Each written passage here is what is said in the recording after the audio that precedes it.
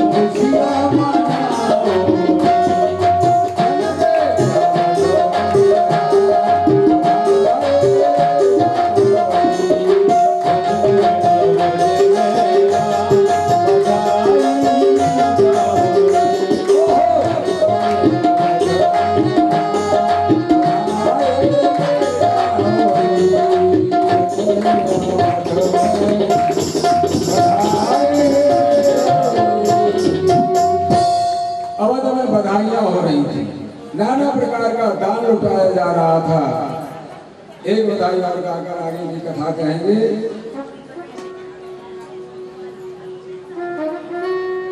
अरे राजा दशरथ जी के द्वार, राजा दशरथ जी के द्वार नौबत बाज रही।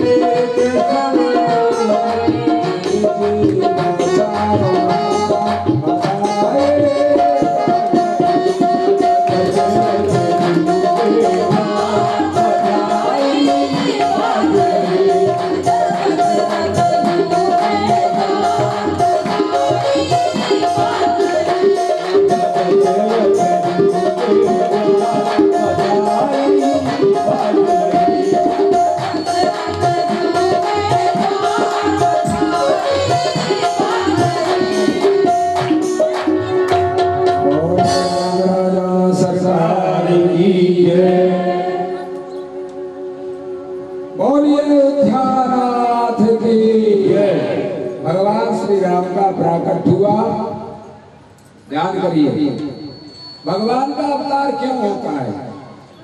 जब पृथ्वी पर पाप बढ़ता है, पृथ्वी अकड़ा जाती है, गाय का रूप बनाती है, देवताओं के साथ भगवान से पुकार करती है। भगवान ने वरदान दिया, मैं आऊंगा। और भगवान ने क्या कहा, किस लिए आऊंगा? विप्र धैनु सुर संत हित लीन मनुज अवतार। वो तो परमात्मा है, लेकिन मनुष्य शरीर में क्यों आएगा? धर्म के ठेकेदार कौन है? ब्राह्मण। और अगर वो पतित हो जाए, बताओ फिर संसार में तो पाप छाई जाएगा। ब्राह्मण अपने कर्म से अलग हो जाए, पाप छा जाएगा। इसलिए भगवान ने सबसे पहले नाम लिया विप्र, इसके बाद धैनु, धर्म के अंश हैं।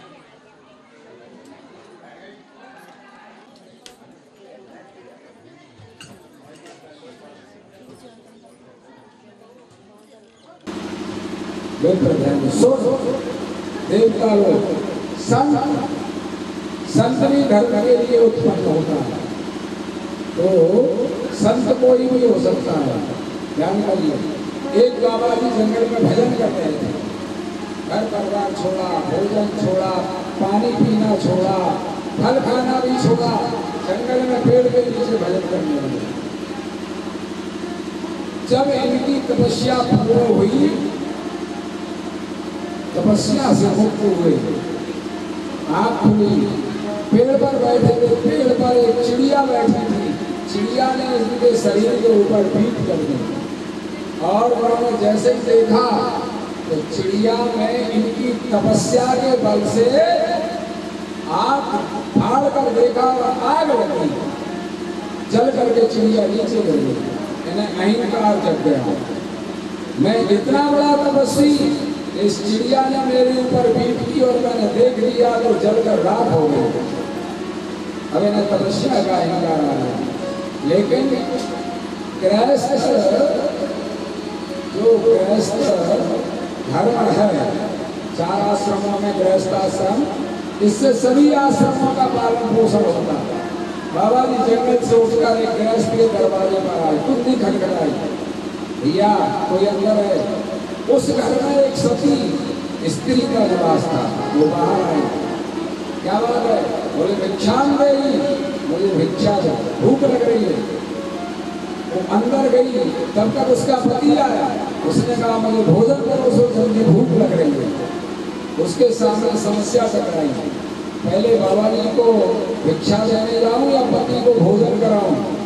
उसने दिमाग से सोचा, एक ही धर्म एक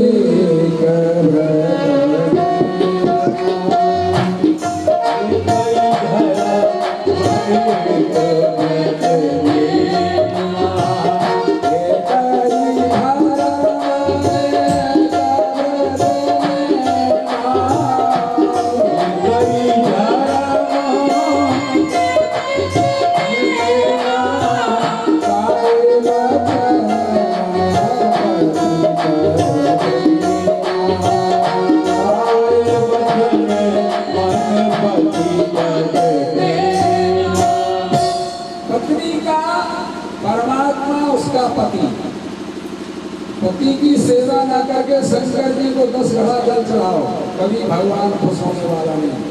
पति की सेवा करते हुए परमात्मा की सेवा। उसने पहले पति को भोजन परोसा, भिक्षा का थाल लिया, बाहर आई। तपस्वी कोई आगा मांगने वाला जी नहीं था। उसने कहा क्यों, मुझे ऐसे यही भिखारी समझ रखा क्या? उसने हाथ जोड़ा, प्रभु पति को भोजन कराने में विलंब हो गया, आप भिक्षा दे लो और जाओ। बाबा जी और क्रोध में आए। तो उस महिला ने, उस सती ने कहा, महात्मा जी मुझे उस जंगल की चिड़िया मत समझना जिसको तुमने देखा था वो जलकर राख हो गई। बाबा जी के सेल बैटरी चली गई। देवी तुमने कैसे जान लिया? वहां तो केवल मैं था या वो जंगल में चिड़िया थी, और तो कोई था नहीं, तुम कैसे जान गई? उसने कहा महाराज मैं केवल पति की सेवा करता हूँ, मन वचन कर्म से पति की सेवा करने से मुझे ज्ञान हो गया। महात्मा जी उसके चरणों में गिर गए, उस सती के चरण पकड़ लिए, बोले देवी मेरी तपस्या कहते तो जो मैंने तप किया वो सब रात हो गया, अब मैं दोबारा तपस्या करने जाऊंगा। तो महाराज बड़ी सुंदर बात, आज इस भारत की धरा पर सती की देन होती है कि संत और सूरवीरों को जन्म मिलता है। भगवान श्री मनु महाराज की पत्नी शत्रुपा साथ में तप करने गई, वही कौशल्या बनी और उसी से भगवान राम का प्राकट हुआ।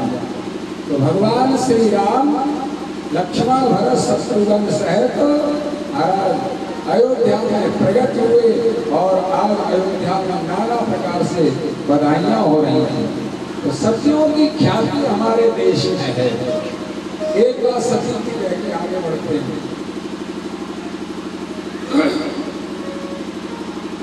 एक जगह सतियों की कथा 7 दिन तक का है।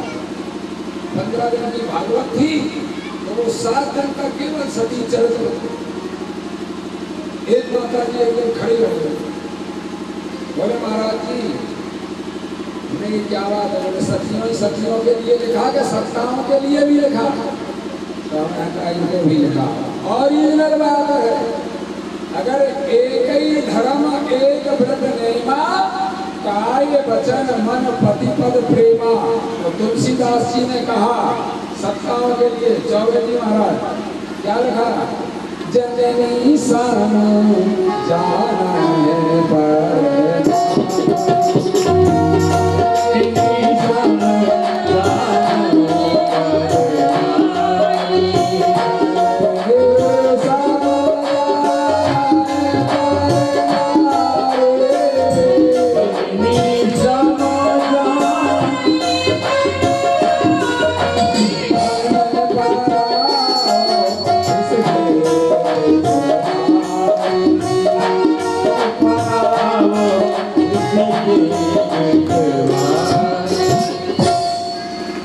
जननी सब जानो वरना, ठीक है।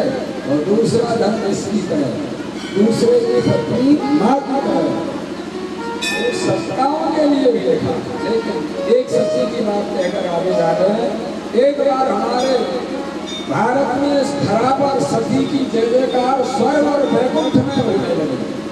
वैकुंठ में भी जब नाम गाया तो लक्ष्मी जी, उमा, रमा, ब्रह्मा तीनों डाय कर गए। हमारा तो नाम ही लेना बंद कर दिया और नारद जी ने आग लगा दी। तुम्हारा टिकट कट गया, तुम्हारा कोई नाम नहीं लेगा। बोले क्यों? बोले मृत्यु लोक में अनुसुईया ऐसी सती हुई कि जिसके नाम का घंटा चारों महाराज युगों में बजेगा और तीनों लोकों में बज रहा है। बोले इसका सत्य नष्ट कराया जाए। गाय होती है ना, ब्रह्मा जी को, विष्णु भगवान को, भोले बाबा को, तीनों की पत्नियों ने प्रेरणा दी, जाओ अनुसुईया का सत्य नष्ट करो। उन्होंने कहा देवी मत भेजो, सतियों के सामने समस्या खड़ी हो जाएगी। बोले नहीं, जाओ। तीनों आए, बाबा जी का वेश बनाया और अनुसुईया के दरवाजे पर आकर खड़े हो गए। भिक्षा दो। अनुसुईया बोली जो भी भिक्षा लेना हो बताओ, भिक्षा दे देंगे। लेकिन उन्होंने कहा देवी ऐसी भिक्षा नहीं लेंगे, फिर हमें निर्वस्त्र होकर भोजन कराओ। अनुसुईया जी समझ नहीं दाल में काला है, देखने में बाबा जी और बोल को छोड़ रहे हैं, इसलिए उसने तुरंत मैटर बदल दिया। अरे मोरे बाबाजू जा बाजू रे हो के बाबाजू, मोरे बाबाजू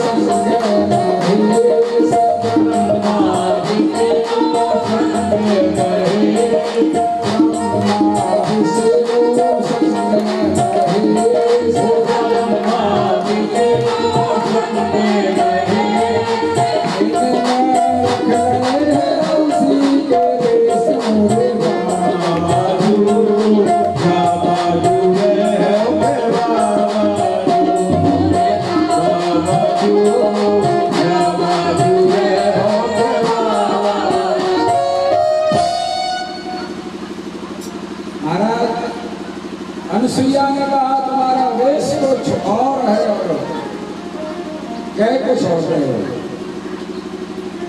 हाथ में जल दिया, वचन दिया था कि भोजन कराऊंगी, तो जैसे ही इधर की आवाज तीखी आती है, आप लोगों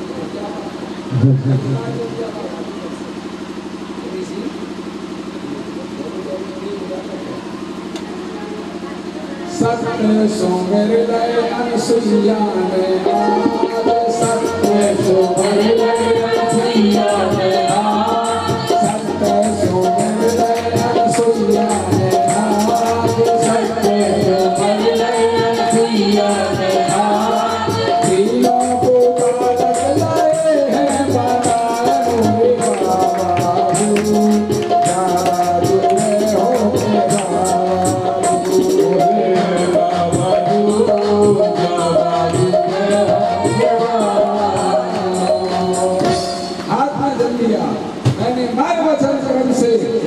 संसार में अपने पति को ही पुरुष समझा हो, बालक बन जाए। भैया जैसे ही जल का छींटा लगाया, ब्रह्मा विष्णु महेश 2-2 महीना के बुलबुल बन गए। छोटे छोटे बच्चे जमीन में लेट गए, एक हो तो गोदी में ले लो, दो हो तो दो हाथों में ले लो, तीन है इसलिए पड़े रहो। और बस अंदर गई अनसुईया ने एक पालना डाला, एक एक करके तीनों को उठाया और उसी पालने में डाल दिया। महाराज तीनों को बालक बनाया और पल्ले में झुला दिया।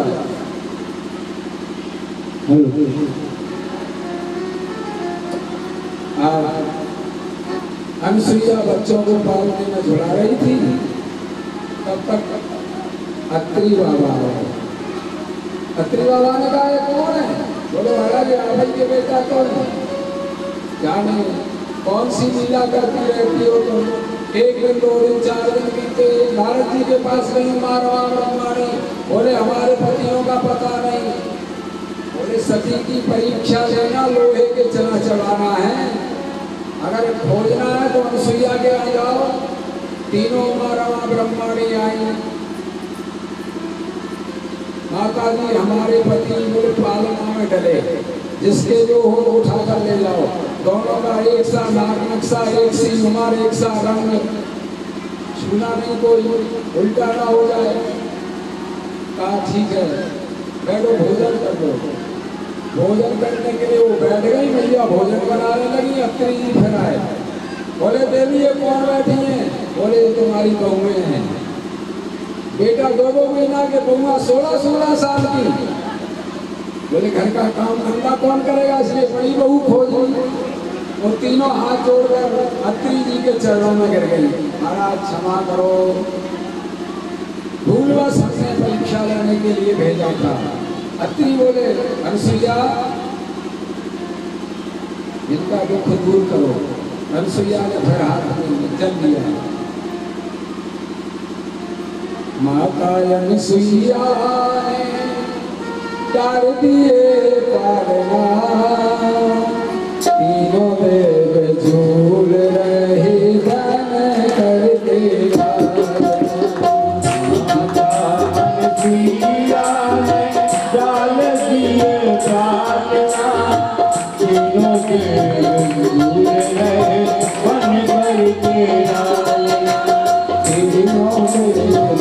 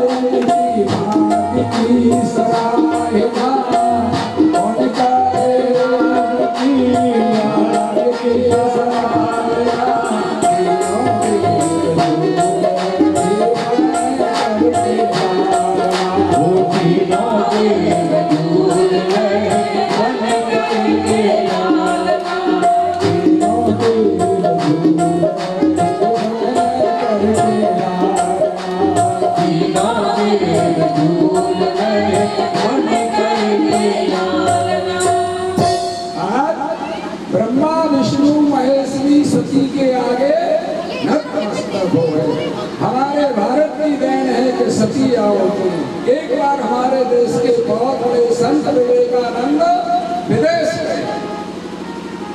में उन्होंने देखा एक माता जी अपने पति की डेड बॉडी पर पंखा हिला रही थी।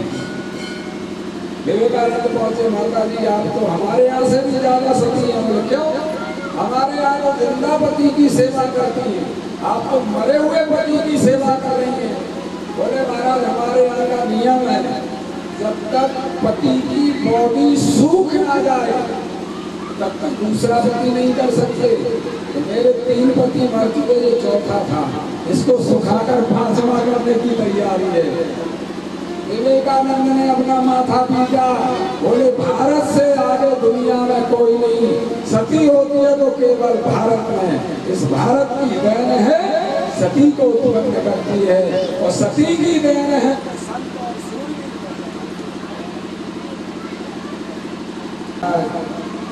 सती की देन शत्रुपा से कौशल्या हुई और त्रेता में कौशल्या ने भगवान श्री राम लक्ष्मण भरत शत्रुघ्न को जन्म दिया। राम जी की एक कथा कह करके आगे बढ़ेंगे, फिर कृष्ण कथा का कार्यक्रम प्रारंभ होगा। और जैसे बच्चा जन्म ले ले तो बच्चा जन्म लेने के बाद फिर कौन सी लीला उसकी ज्यादा अच्छी लगती है माताओं को। किसी के यहाँ बेटा ना हो, 50 चबूतरा पूजे गए, भगवान से मन्नत मांगी गई, बेटा हो गया। अब बेटा हो जाए तो माँ की इच्छा क्या होती है? बेटा को विवाह है जाए, बहू आ जाए, ठीक है ना। तो भगवान के विवाह की बात कह करके फिर आगे बढ़ेंगे। वैसे 9वें स्कंद में संपूर्ण रामायण की कथा गाई गई, लेकिन जन्म के बाद राम जी के विवाह की कथा कहकर आगे चलेंगे, कन्हैया की बाल लीलाएं वगैरह सुनाएंगे। फिर महाराज भगवान श्री राम का प्राकट हुआ और विश्वामित्र बाबा को पता था। जैसे ही महाराज विश्वामित्र बाबा को पता पड़ा कि भगवान राम का प्राकट है गयो, उस समय पृथ्वी पर अत्याचार बहुत बढ़ रहे थे। विश्वामित्र भरे एनो मारीचाधान साचरा पश्यतो लक्ष्मणस्यैव हतानेत पुंगवा। इन्होंने कहा इन राक्षसों से बचने का उपाय एक ही है, भगवान श्री राम को लेकर आया जाए। भगवान का अवतार किस लिए होता है? धर्म की रक्षा करने के लिए। आज विश्वामित्र अयोध्या पहुंच गए, दशरथ से कहा हमें राम दे दो। और ध्यान करना, जिसके शरीर से राम निकल जाता है फिर उसका राम नाम सत्य हो जाता है। दशरथ ने कहा सब कुछ ले लो, मांगो धन धाम धन कोसा सर्वस्तेऊ आदि सर रोसा, और सबसे ज्यादा प्रिय होता है आदमी को प्राण। देह प्राण के प्रिय कछु नाही, सो हम देव निमिष कमाही। लेकिन राम देव नहीं बने गोसाई, राम नहीं दे सकता। लेकिन उस समय की व्यवस्था थी, राजा राज करते थे, इनके ऊपर गुरु बैठते थे। गुरु जब कहते थे तो मानना पड़ता था राजा को। गुरु वशिष्ठ से संपर्क किया, वशिष्ठ जी ने राजा से कहा दशरथ राम दे दो। राम केवल अयोध्या में खेलकर पढ़कर बड़े होने के लिए नहीं आया, राम संपूर्ण पृथ्वी का भार उतारने के लिए आए, इसलिए राम को दे दे। और वशिष्ठ जी ने सलाह दे दी, विश्वामित्र तुम दशरथ से कह दो कि एक ले जाऊंगा तो 2 लौटाऊंगा, और 2 ले जाऊंगा तो 4 लौटाऊंगा। और सरल भाषा में हम आपके पास जाए तो 2000 रुपए दे दो उधार, आप कहोगे है नहीं। और अगर पड़ोसी आपके पास जाए कि 5% का ब्याज दे देंगे, 2000 रुपए दे दो, रुको हम देख रहे हैं घरवाली के पर्स में पड़े होंगे तो मिल जाएंगे। ब्याज का लोग दिया तो 2000 मिल गए, तुम्हारा 2 के 4 लौटाओगे, दशरथ दे देगा। इन्होंने कहा महाराज 1 ले जाऊंगा तो 2 लौटाऊंगा, और 2 ले जाऊंगा तो 4 लेकर के चल पड़े। श्री राम जय राम जय जय राम।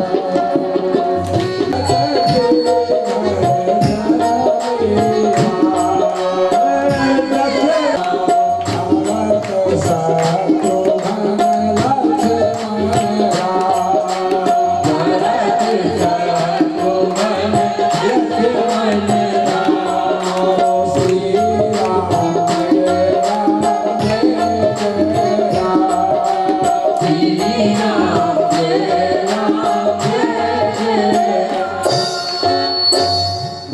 श्री राम और लक्ष्मण को लेकर के चल दिए। विश्वामित्र बाबा, भगवान श्री राम कौन है? ब्रह्म।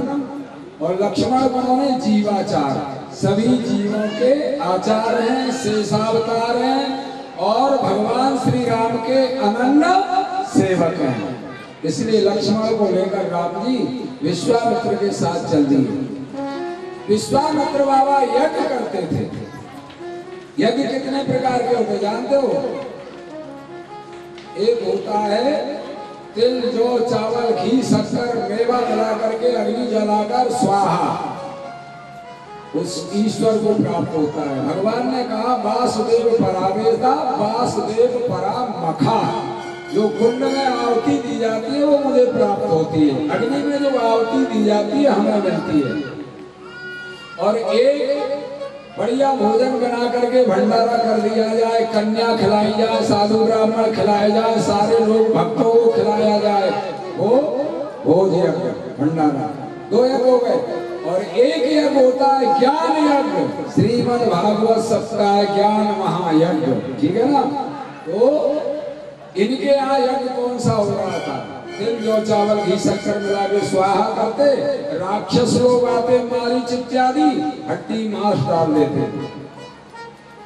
आज दो बच्चे धनुष पर बाण चढ़ाए घूम रहे हैं बाबा जी के आश्रम में, चारों तरफ राक्षस आए, बोले भागो मारे जाओगे, आज दो पहरेदार हैं, भाग गए। बढ़िया सुंदर यज्ञ संपन्न हुआ। विश्वामित्र बाबा ने महाराज यज्ञ संपन्न कराने के बाद मन में विचार किया, अब 2 से 4 कैसे बनाया जाए। बहुत अच्छी बात, भगवान श्री राम को कितने यज्ञों का निमंत्रण मिला? एक विश्वामित्र बाबा के यज्ञ का निमंत्रण, नंबर 1। दूसरा यज्ञ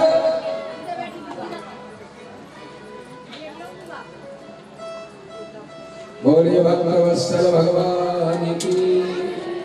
तुमसे कहा बाबा जी ये बाल्टी यहाँ रख दो, जो माता आएंगी वहीं डाल देंगी। महाराज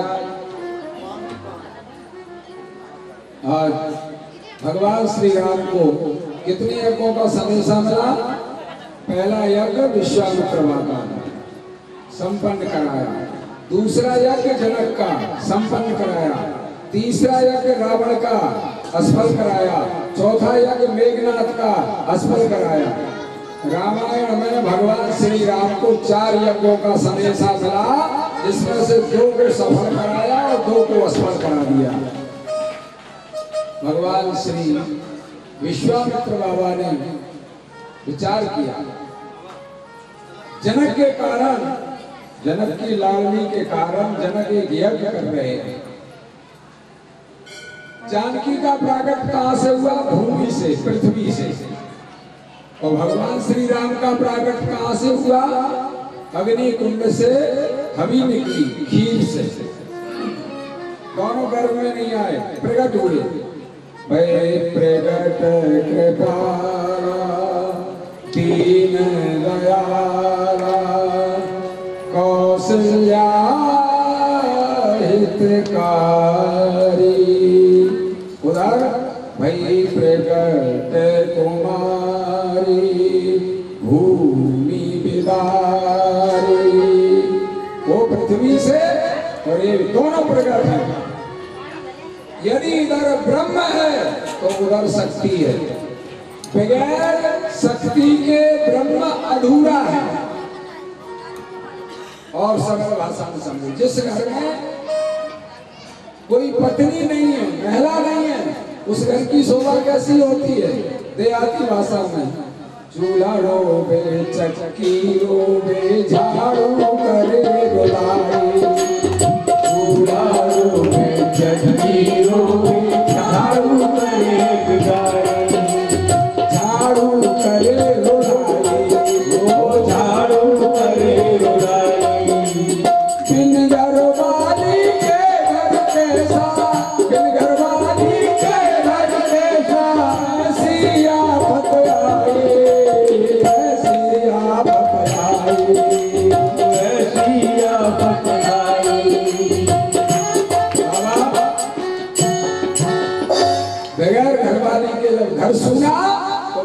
शक्ति के ब्रह्म सुना। जब ब्रह्म अवतार लेता है तो शक्ति भी अवतार लेती है। महामाया भगवती किशोरी जी है शक्ति और भगवान श्री राम है ब्रह्म। ब्रह्म से जब तक शक्ति को नहीं मिलाओगे रावण जैसे राक्षसों का विनाश नहीं होगा। मिलाने वाला कौन होता है? संत। विश्वामित्र बाबा ने राम जी को कहां ले जाकर खड़ा किया?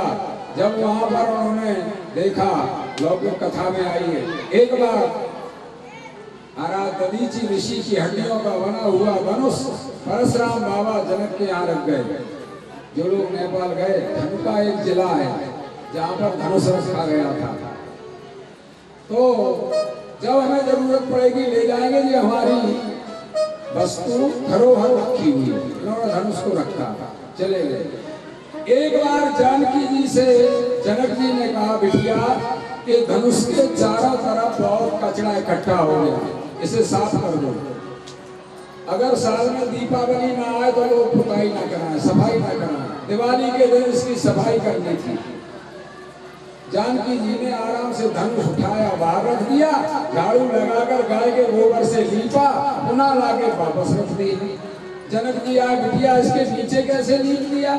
बोले पिताजी कौन सी बड़ी बात हो गई, मैंने इसे उठाया, बाहर रखा, सफाई की, लीप कर, पुनः लाकर वापस रख दिया।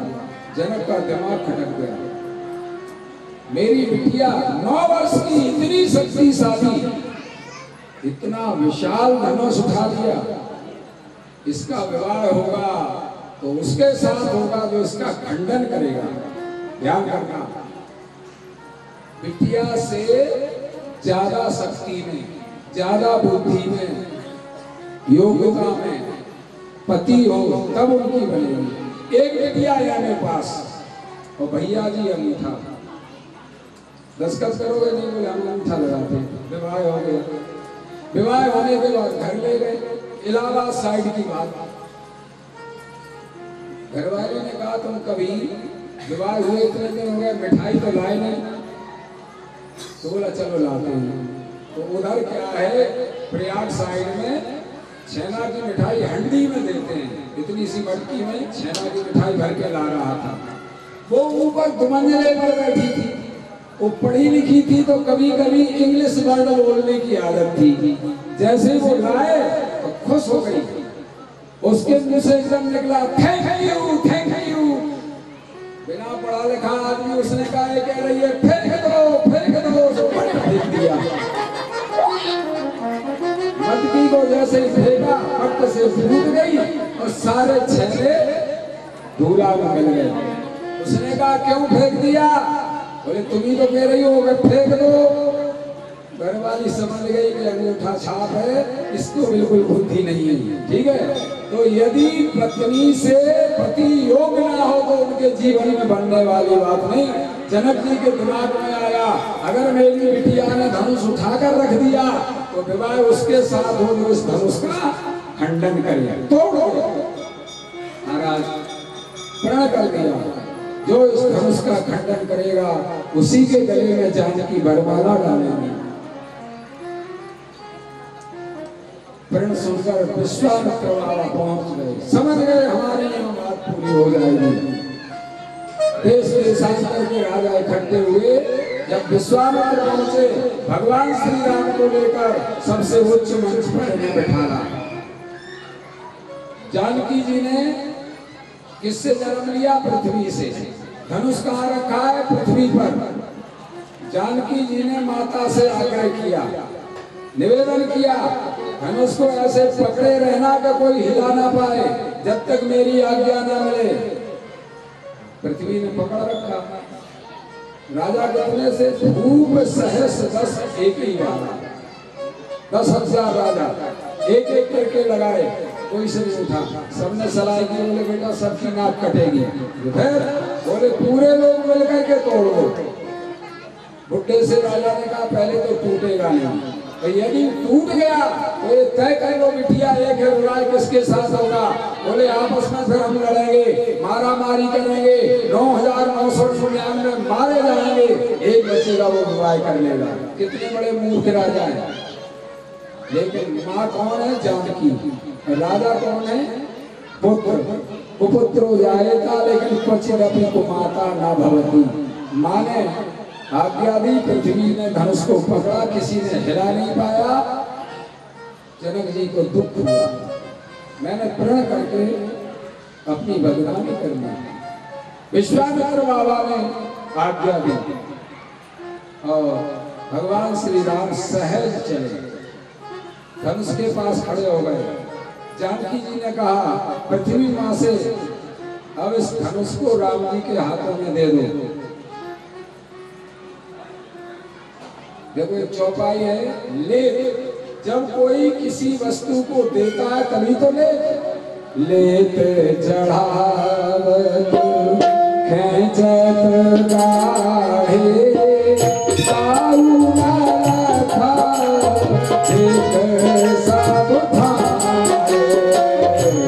लेते चढ़ावत खेचत गाहे, ताऊ न रखा एक सब भाए।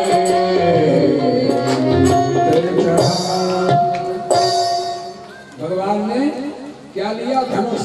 बोले किसने दिया? पृथ्वी मां ने दिया, भगवान श्री राम ने लिया। और चढ़ाया क्या? राजाओं का अहंकार। खींचा क्या? जनक जी का दुख। तो ले चढ़ावत खेचत। महाराज गाढ़े गाढ़े का जानकी जी का गाढ़ा प्रेम था, उसको लिया। और बाबा आज उन्होंने धनुष को तोड़ा। तीक्षण राम जात धन तोड़ा, धन घोर कठोरा। धन राम धन तोड़ा, धन घोर कठोरा। धन राम धन तोड़ा,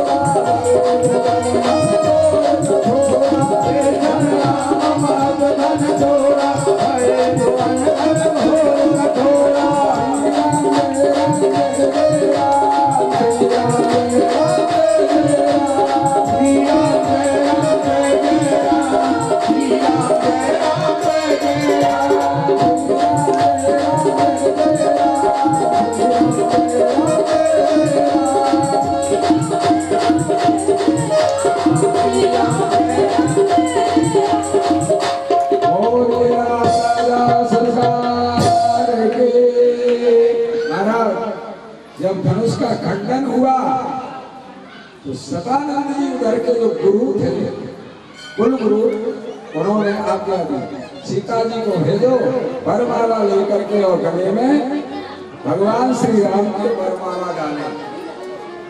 महाराज जानकी जी वरमाला लेकर चली और वरमाला लेकर महाराज राम जी के सामने खड़ी हो गई। जैसे ही राम जी के समक्ष खड़ी हुई,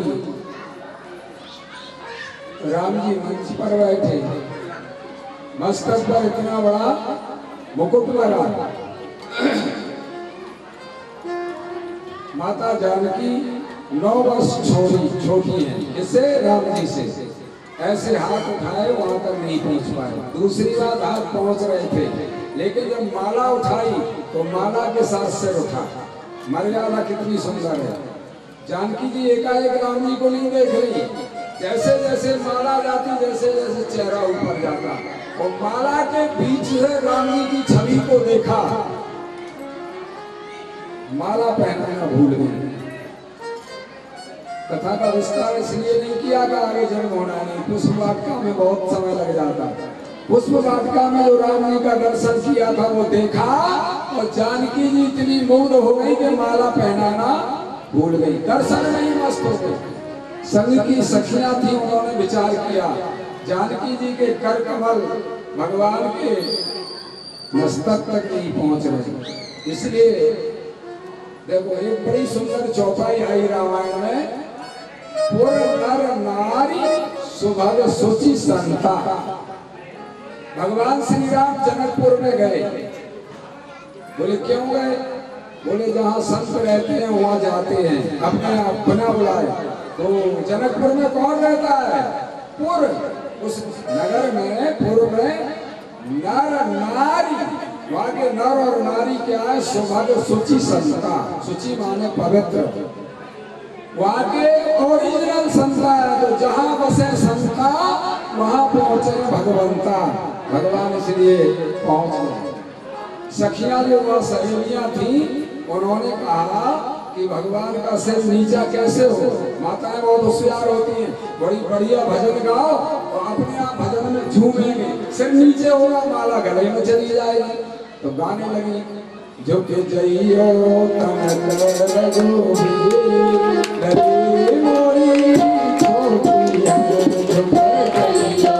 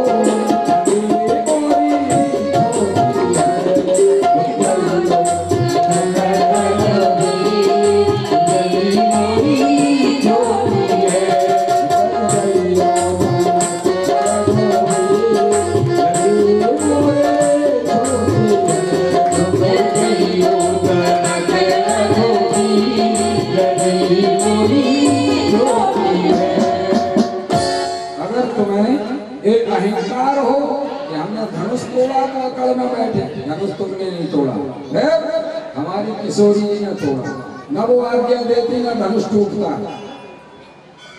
भगवान श्री राम जी बोले कुछ भी हो झुकेंगे नहीं। सखियों ने विचार किया ऐसे नहीं झुकेंगे। एक बहुत होशियार थी, उसने कहा लक्ष्मण जी से, ए लक्ष्मण जी। दूसरी सखी बोली राम को झुकाना है, तुम लक्ष्मण से कह रहे हो। बोले हम कर्म से काम कर रहे, चुप रहो। लक्ष्मण जी ने कहा क्या बात है। बोले तुम्हें बुराई है, राम जी के गले में पहले माला जा रही है तो तुम्हें बुराई है। बोले नहीं नहीं, हमें तो हर्ष है, खुशी है। बोले जनकपुर है, केवल थ्योरी से काम नहीं होगा, प्रैक्टिकल करके बताओ। अगर खुशी है तो बताओ। बोले कैसे बताएं। बोले मंच से उतर कर आओ, जमीन में साष्टांग लेट जाओ, राम जी जब तुम्हें उठाए तो मान जाएंगे तुम्हें खुशी है। लक्ष्मण जीवाचार है, तुरंत विचार किया, यदि मैं बड़े भाई राम को अपने पिता का तुल्य मानता हूँ तो विवाह जानकी से हो रहा है, जानकी मेरे माँ के तुल्य बन रही है, तो पिता बड़ा होता है क्या माँ बड़ी होती है।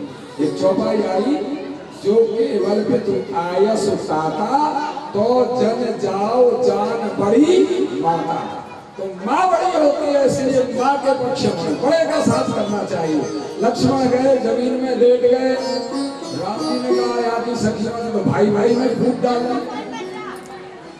लक्ष्मण रुक जाओ, हम तुम्हें बहुत चाहते हैं। बोले ऐसे कहने से काम नहीं चलेगा।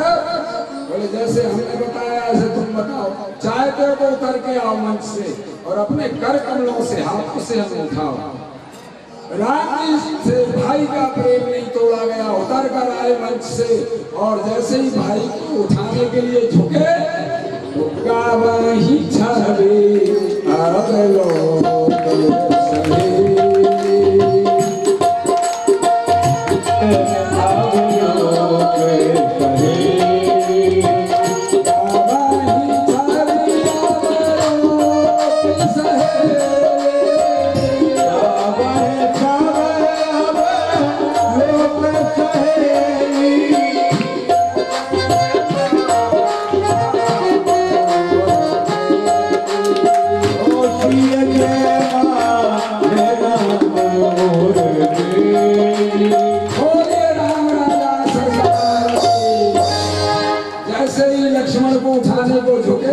सीता जी ने गले में जयमाला डाल दी। और ये राम राजा सरकार की जय।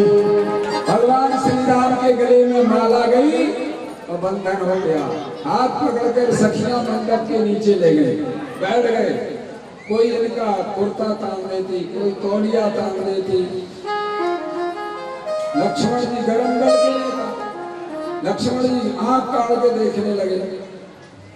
राम जी बोले देखो ये ससुराल है, ससुराल में सास में ससुर में सारी में सरद में सारे में सकारे सकर। और फिर भैया तुमने ही तो गलती की, अब गर्म क्यों हो रहे हो, चुपचाप बैठो। यदि ससुराल में गाली मिले तो मीठी, वो पिटाई लगे क्यों बाबा जी, ससुराल गए कभी बाबा का व्यापार। बोलिए भगवान की। तो भैया जो ससुराल के चक्कर में पड़ा उसे सब जाए। राम जी ने कहा चुपचाप बैठो। भैया बैठ गए। से सारे नेम हुए। दशरथ जी आए, चारों भैया, चारों दुल्हन। महाराज बड़े धूमधाम से विवाह हुआ और एक दो दिन का विवाह नहीं, महीनों बारात पड़ी रही। जब लास्ट में गाता विवाह में, तो जिनका विवाह हुआ जो हमने सबसे लास्ट कौन सा है, कलेवा। हाँ, बाना में जहाँ हमारे वो उस दिन पुजारी जी आए थे, उनके बगल में एक गांव है खड्डी, वहाँ का एक मुखिया है जमींदार, तो हमसे बहुत प्रेम करता। तो हमने कहा तुमने क्या मांगा कलेवा? बोले महाराज मैंने तो पड़वा मांगा था। आदमी बोले गरीब आदमी था, भैंस बनी थी एक पड़ा, तो मैंने कहा तुम कुछ नहीं दो, हमें तो पड़ा दे दो। बोलिए भगवान की। भगवान ने एक बढ़िया सुंदर, उस समय तो दूध दही की कमी नहीं थी, डालडा चलता नहीं, एक सुंदर पेवर छेना की मिठाई उठाई और ले जाने लगे। आपके मुंह में पानी आए तो खरीद के खाओ, ये तो मिठाई कथा की है। और बटेगी तो 28 तारीख को। बाबा जैसे ही उठाई, एक सखी ने हाथ पकड़ लिया, बाबा कुछ मांगो, ऐसे ही कलेवा करने लगे। भगवान ने विचार किया संसार में जो भी दिया हुआ है मेरा दिया हुआ है, और मैं अपना ही दिया हुआ क्या मांगू। एक सखी बोली तुम्हारा कभी विवाह हुआ या नहीं? ये बहुत अच्छा प्रश्न है। राम अवतार के पहले जितने अवतार हुए किसी में विवाह नहीं हुआ, इसलिए राम जी ने याद किया वेद के मम तत्व पे मत्स्य अवतार लीनो, कभी कच्छप बने कभी मत्स्य बने, कीनो तन कश्यप बाराह बबधारी में, कभी बराह बने कभी नरसिंह बने। बोले उल्टे सीधे अवतारों में कौन विवाह करे? कौनो अवतार में न ब्याह की रीति रची, आज ही बांधो सखी मोहे ससुरारी में। पहली बार विवाह के चक्कर में तो बोले मांगा जाता है मांग लो। भगवान बोले मांगना ही पड़ेगा। बोले हाँ। जानते हो भगवान ने क्या मांगा? भगवान बोले जनक जी को बुलाओ। जनक जी आ गए। क्या मांग रहे हो? जो हम मांगे दोगे? बोले जो मांगोगे दोगे। बोले हमारी बारात में जितने कुंवारे हो सबको बहू दे दो, जितने कुंवारे सबका विवाह कर दो। तो महाराज उस गांव में जिस जात में कन्याएं थी हर घर में मंडप डल गए और पूरे जनकपुर में बड़ा सुंदर उत्सव होने लगा। इंद्र जनक जी के यहाँ आया तो सबसे पहले किसके मकान में घुस गया? जो झाड़ू लगाने वाले होते, उनके मकान की शोभा ऐसे लग रही थी कि जनक जी का यही मकान है। उसके अंदर चला गया व्यवहार करने। बोले जनक जी कहाँ है? अरे भैया हम तो जनक के झाड़ू लगाने वाले हैं। तो अब जनक के मकान की शोभा का वर्णन कौन कर सकता है? जनक जी के महल की शोभा का वर्णन कौन कर सकता है? भगवान ने सारे नगर में उत्सव मना दिया, सारे लोग खुश हो गए। और फिर बहुत दिनों बाद विदा हुई। भगवान श्री राम के अन्य चरित्र यहीं पर विराम देते हुए अब आगे बढ़ते हैं। बोले बाल कृष्ण लाल की जय। राजा पारीक्षित ने प्रश्न किया महाराज मुझे लालसा है, कृष्ण कथा सुनाइए। भगवान बोले चलो कृष्ण कथा सुनाने के लिए प्रवेश करता हूँ। भगवान ने कहा देखो भाई, जैसे सिंगनी का दूध सोने के बर्तन में होता है, शेरनी का दूध अगर आप किसी बर्तन में रखो ठहरने वाला नहीं, फोड़कर बाहर हो जाएगा। ऐसे ही कृष्ण कथा किसके हृदय में ठहरती है? जो सांसारिक चक्कर से अलग हो जाता है। आप मन एकाग्र करते हुए भगवान कृष्ण की कथा सुनोगे। कृष्ण गोविंद गोपाल गाते चलो, गोविंद गोपाल गाते चलो, कृष्ण गोविंद गोपाल गाते चलो, गोविंद गोपाल गाते चलो, अपने मन को सुमारग चलाते चलो, अपने मन को सुमारग चलाते चलो, अपने मन को सुमारग चलाते चलो, मन को सुमारग चलाते चलो, कृष्ण गोविंद गोपाल गाते चलो,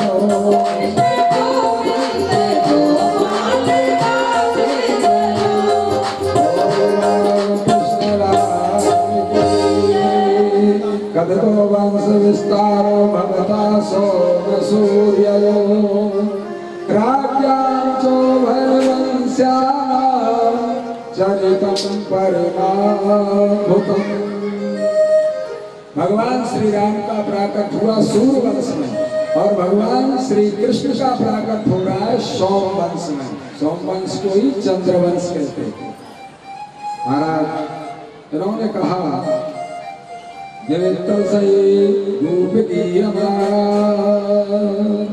भगवान श्री कृष्ण भगवान के प्राकट की कथा कहने से पहले इन्होंने कहा, महाराज वसुदेव और देवकी का विवाह कैसे हुआ वह कथा सावधान होकर सुनो।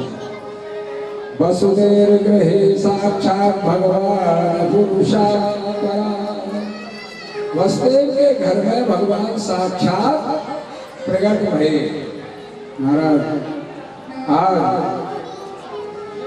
भगवान सुखदेव जी ने राजा पारीक्षत से बताया, कंस बड़ा अत्याचारी हुआ, उग्रसेन को जेल में डाल दिया। सब लोग जानते हैं।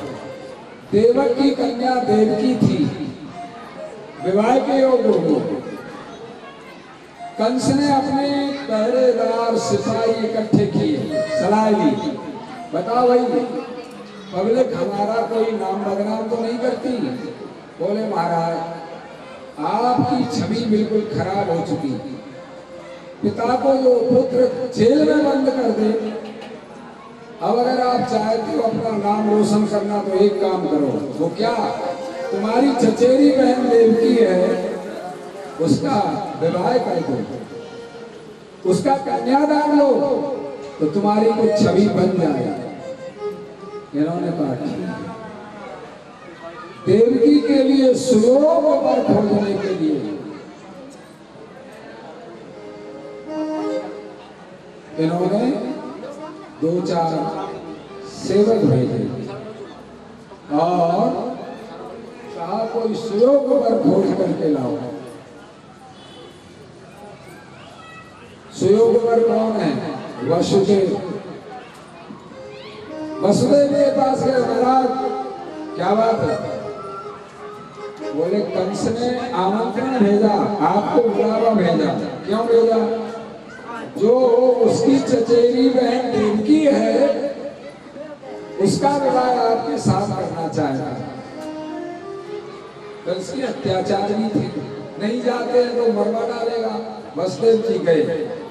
कंस ने कहा देखो महाराज, जैसे मेरी बहन शांत प्रवृत्ति की, धार्मिक, ऐसे ही आपका स्वभाव, तो मैं अपनी बहन देवकी के साथ आपका विवाह करना चाहता हूं। उन्होंने कहा देखो भाई मेरा विवाह तो हो चुका, अब मैं नहीं करना चाहता। अरे बोले राजा तो 2-3 विवाह करते हैं, देवकी के साथ हमें विवाह करना पड़ेगा। डर के मारे बेचारे हाँ कर दिए, चले आए। समय पर उन्होंने पीली चिट्ठी बनाकर भेजी। समय आया, महाराज बसदेव जी बारात लेकर के आए। पहले विवाह हो चुका था बसदेव जी का, किसके साथ? द्रौपदी के साथ। महाराज जैसे ही बारात लेकर आए, बड़ा सुंदर सम्मान किया और सारी बारात की व्यवस्था बनाई। बहन देवी का पाणी ग्रहण संस्कार किया और उसने अनेक प्रकार का दहेज दिया। जब विदा करने लगा तो अनेक प्रकार का दहेज देने लगा। अनेक प्रकार का दहेज क्या क्या दिया? उग्रसेन सुता कंसा ससुर प्रिय चिकीर्षया। अपनी बहन देवकी का कन्यादान लेकर के महाराज चतुस्शतम पारवरहम गजानाम हे हिमालयनाम, 400 हाथी पर सामान लाद करके दहेज दिया। 200 काशी नौकरानी दी सेवा के लिए। अनेक हाथी, रथ, घोड़े सारे लद करके सामान लेकर के जाएंगे।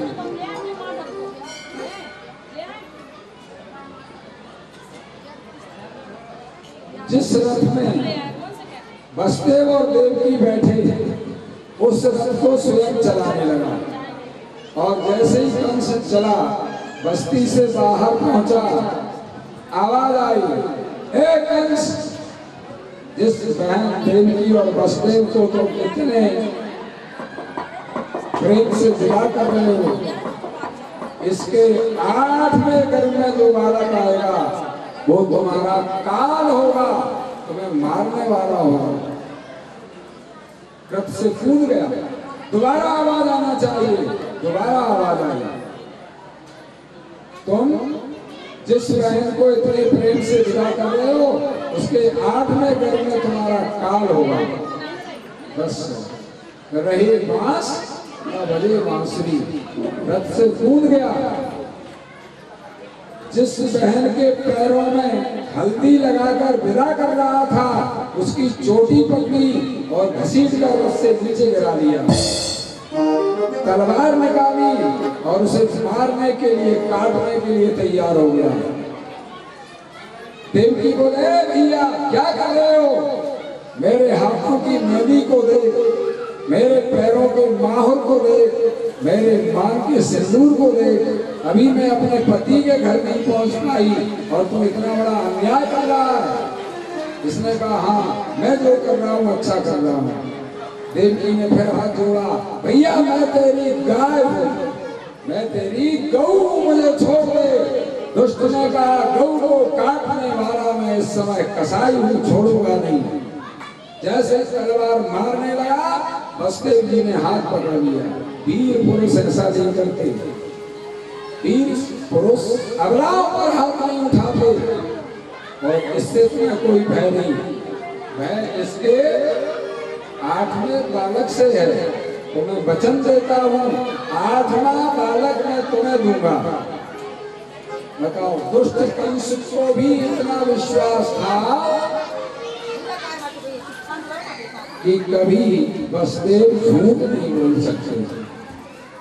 बसदेव साधु पुरुष थे। महाराज छोड़ दिया। नारद जी ने विचार किया, ये तो बहुत दिन जिएगा, पापी बहुत दिन नहीं जीना चाहिए। बोले पाप जल्दी जल्दी करेगा और टिकट जल्दी कटेगा। श्रीमन नारायण नारायण करते कंस के यहाँ पहुंच गए। कंस तो घबराया हुआ था। अरे बाबा, आज तो बड़ा अनर्थ हो गया। क्या हुआ? मैंने बहन देवकी की विदा की, आकाशवाणी हुई कि 8वें गर्भ में मारने वाला होगा। फिर तुमने क्या किया? मैंने कहा देवकी ही ना रहे वासना बजे बांसुरी। लेकिन वसुदेव ने वचन दिया, 8वां बालक वो हमें देगा। बोले कितनी उंगलियां? बोले 4। ये कितनी हो गई? 4। बोले गिनती करो इधर से। इधर से गिना 8, बोले उल्टा गिनो, इधर से गिना 8, बोले कभी पहला 8 हो रहा है, कभी 8वां पहला हो रहा है। बोले अब पता हमने दिया, श्रीमन नारायण नारायण हम जा रहे हैं, आग लगाई और चल दिए। दिमाग घूम गया, पहले घर में भी आ सकता है, जाओ वसुदेव देवकी को जेल में बंद कर दो।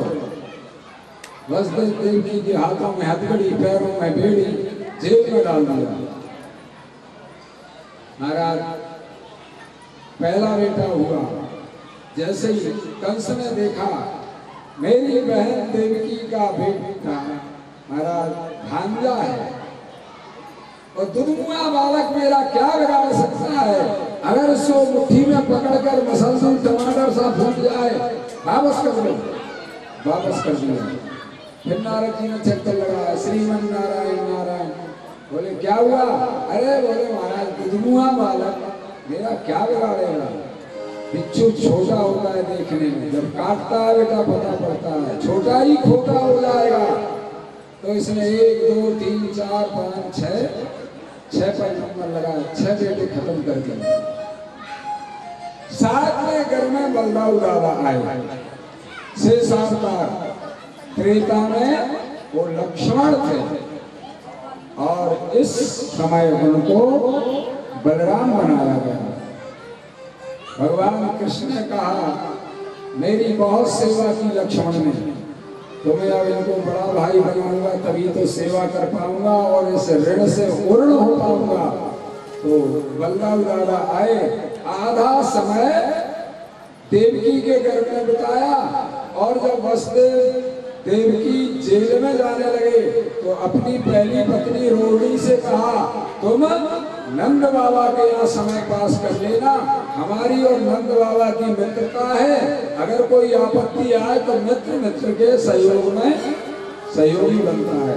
तो नंद यशोदा के यहाँ रोहिणी अपना समय पास कर रही थी वसुदेव देवकी जेल में।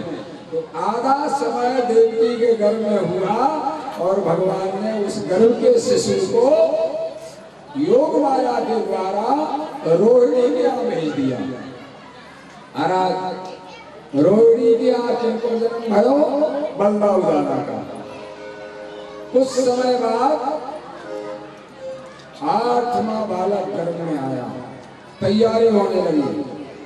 जानते हो देखो भगवान के जन्म की कल नहीं थी ये तैयारी, आज तैयारी होने लगी। ऐसे ही जेल के अंदर डबल पहरा, डबल ताले, सारे पहरेदार सजग कर दिए गए। 8वें गर्भ में ही कहा था कि मेरे मारने वाला आएगा। बहुत बड़ी तैयारी हो गई। महाराज इधर वसुदेव और देवकी भी चिंतित थे, हे प्रभु इस दुष्ट ने हमारे 6 बेटे मार दिए, 7वां गर्भ गिर गया, 8वां बालक ही शेष है, इसके बाद संतान भी नहीं होनी। हे परमात्मा हमारे जितने भी पुण्य हो इस बेटे के ताई हम उन पुण्यों को अर्पित करें, हमारो 8वां बेटा सुरक्षित बच जाए। भगवान की बड़ी विचित्र लीला। जब समय आया तो एक दिन स्वप्न में देवकी को दर्शन दिया। देवकी ने वसुदेव से कहा मैंने आज स्वप्न में एक बड़ा सुंदर बालक देखा। तब अद्भुतम बालकम मुझे क्षणम, बहुत सुंदर बालक का दर्शन हुआ। वसुदेव जी ने कहा अब उसी परमात्मा की कृपा है कि 8वां बालक कैसे बचता है। भगवान की बड़ी लीला। एक दिन भगवान ने वसुदेव को भी दर्शन दिया। तमद्भुतम बालकम मुझे क्षणम चतुर्भुजम संस्कृतदायुधायुधम, शंख चक्र गदा पद्म, 4 हाथ भगवान जेल के अंदर। बोलिए चतुर्भुज भगवान की। तुम कौन हो? बोले हम तुम्हारे बेटा बनने आए। बोले 4 हाथ के? बोले हाँ। ऐसा बेटा नहीं चाहिए, छोटे बनो, 2 हाथ के बनो। बोले अभी मैं तुम्हें ज्ञान देने आया। घबराना नहीं, जब मैं जन्म लूं तो मुझे यहाँ से हटाकर नंदगांव भेज देना, और नंदगांव में मेरी योग माया प्रकट हो जाएगी कन्या, उसको लेकर आना और मैं वहां बच जाऊंगा, योग माया यहाँ बच जाएगी। बताओ, डबल पहरेदार, हथकड़ी, महाराज कैसे व्यवस्था बनेगी? घबराना नहीं, जब मेरा जन्म होएगा पहरेदार सोए जाएंगे, किवाड़ खुल जाएंगे, तारे टूट जाएंगे, और वहां जाना तो योग माया को उठाना, यशोदा मैया सोती मिलेगी और मुझे लेटाना, वापस आना। जब अंदर आ जाओगे तब सारे पहरे जागेगा, पहरेदार जागेंगे, मैं बच जाऊंगा, ये भी बच जाएगी। सारी व्यवस्था बनाई, ज्ञान दिया, और भगवान अंतर ध्यान है। समय आया, विदितोऽसि भवान् साक्षात् पुरुषा प्रकृति परा, केवलात् भवानंद स्वरूपा सर्वबुद्धिद्रक। भगवान ने सारी बुद्धि दी और अंतर ध्यान हो गए। महाराज, अब भगवान के जन्म के समय देवकी ने कहा वसुदेव से, रूपम एतत् प्रारूप्य भक्तमाद्यं ब्रह्म ज्योतिर्निर्गुणं निर्विकारं, रूपम एतत् प्रारूप्य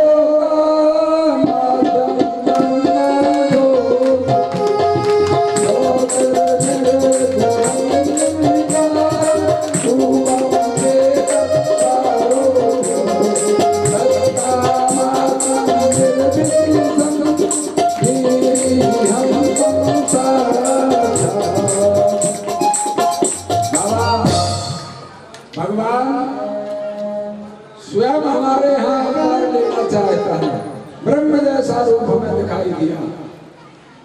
वसुदेव ने कहा ऐसा ही मुझे दर्शन हुआ। बस जब भगवान के प्राकट्य का समय आया, बढ़िया सुंदर भादव कृष्ण पक्ष की अष्टमी रोहिणी नक्षत्र, बड़ा सुंदर समय, काली काली घटाएं छाई।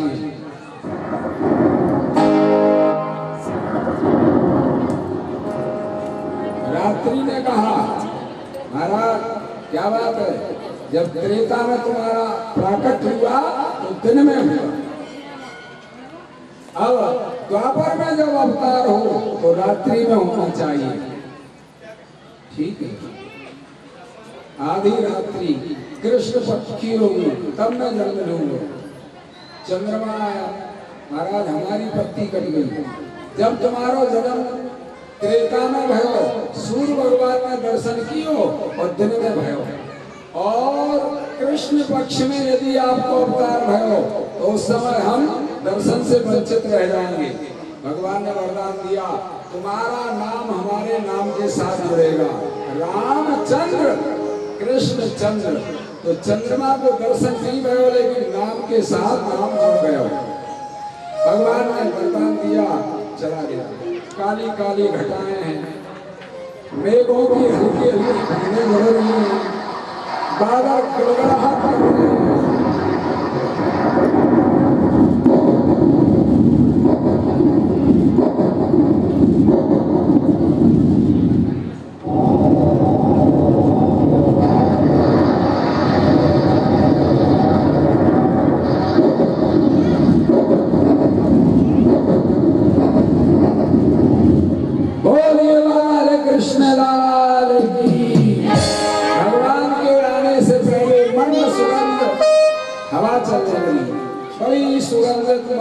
हवा चल रही है, चारों दिशाओं में सुशब्द होने लगे, और जेल के अंदर ऑटोमेटिक अपने आप प्रकाश हो गया। जहाँ अंधेरा था प्रकाश हो गया। एक सुंदर पुंज प्रकाश का दिखाई दिया, और इन्होंने चमक को देखा, और उसके अंदर जो दिव्य रूप धारण करने वाले भगवान 16 कला से प्रकट होने वाले थे वो दिखाई दिए। हाथ जोड़कर दोनों खड़े हैं, हे प्रभु बालक हो, अच्छा है लेकिन प्राण बचे वो इससे ज्यादा अच्छा है। भगवान ने इनकी आवाज को सुना। जब जन्म कृष्ण भगवान जेल धरनान मुरलिया वारे खुल गए जेल के तारे। जब जन्म कृष्ण भगवान मुरलिया वारे खुल गए जेल के तारे। जब जन्म कृष्ण भगवान जेल धरनान मुरलिया वारे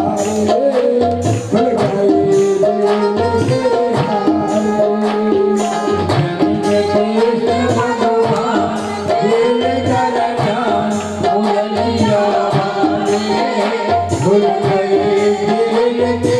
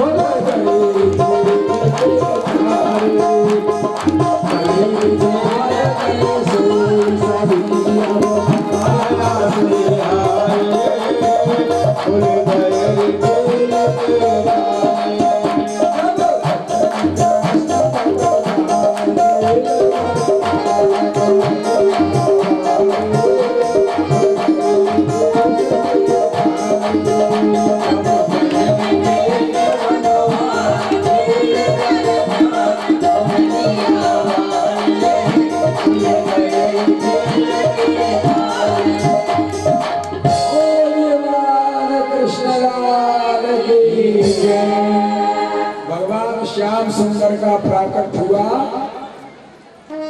कहाँ पर? मथुरा में। ठीक है, द्वापर में मथुरा में भगवान का प्राकट हुआ भाद्रपद कृष्ण पक्ष की अष्टमी को, रोहिणी नक्षत्र। थोड़ा सा इतर हो गए, कल रोहिणी नक्षत्र था, लेकिन एक ही बात है। आज भगवान का प्राकट हुआ श्रीमद् भागवत कथा के अंतर्गत खजूरबाग में कटला के हनुमान जी भूत भगवान शिव की सानिध्य में। तो जोर से जयकारा लगाएंगे आप लोग सभी। आज 3 बजे भगत लोग आ गए और 3 बजे ही नींद खुल गई हमारी। तो यहाँ पर सभी लोग बड़े प्रेम से भोले बाबा की पूजा करने आते। तो भगवान भोले बाबा के दरबार में कन्हैया का कथा के बीच में प्राकट भयो। बोलिए वृंदावन बिहारी लाल की जय। सभी लोग 2-4 बार भगवान का कीर्तन करेंगे। भगवान को जब प्राकट भयो तो आनंद भयो। महाराज गोविंद गोविंद गोपाल मुरली मनोहर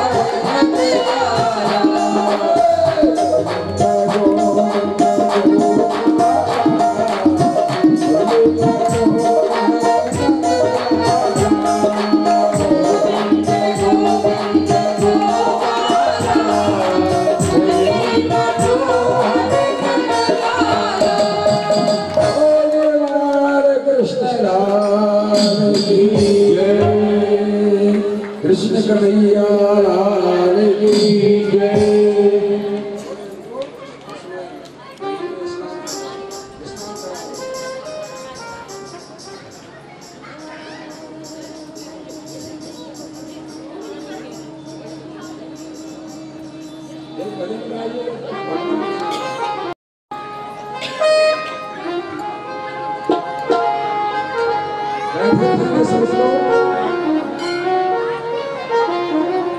सभी लोग बैठे हैं, भगवान के पंचामृत में स्नान हो जाएंगे, इसके बाद